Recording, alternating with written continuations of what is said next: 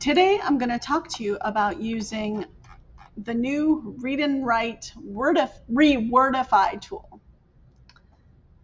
Today I'm going to talk to you about how to use the new Read and Write for Google's Rewordify tool. The basic concept of it is that it will take any text, and if it sees more complicated words, it will replace those complicated words with more simple words. So I'm going to show you how it works. So I'm on a website where there's an article that has some challenging words on it. I would open the Read and Write toolbar, which is the purple puzzle piece on your extension list in Google Chrome. You'll see the Read and Write toolbar appear. The Rewordify tool is the second one from the right side.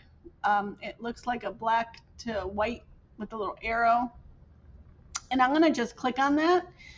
And what you'll see is you'll see italicized words now in here. And if I point to like the word waterfalls, notice it was before it was cascades, and I could toggle back and forth between the words. So obviously waterfalls is easier to imagine and understand versus cascades. Same thing with more efficient was replaced, producing more or with less waste. And then you could go through here to see any other italic, like hulking was replaced by giant, and stuffy was replaced by hot and humid, or hot, putting on a hot and humid snobby bunny suit. And again, it's just instead of scorching. So this might be a really easy way for students or even teachers to find meaning in writing that maybe is above a student's vocabulary level.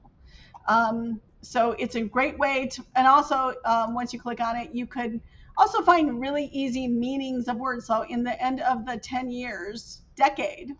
So now I know, if I didn't know what a decade was, a decade is 10 years. So I'm finding the meaning of the word as well as understanding the whole thing. Rewordify could also be used to preview vocabulary in a reading passage, to pull out the more complicated words that need to be previewed before you read it together. And it could also be used as a way to help build vocabulary, or what you need to use more vocabulary, like building activities like the Frayer method or 2-column notes on specific words in a passage. So it's a great way to figure out what important vocabulary words are, but also for students to switch to a simpler version of the word to understand what is being said in a reading passage.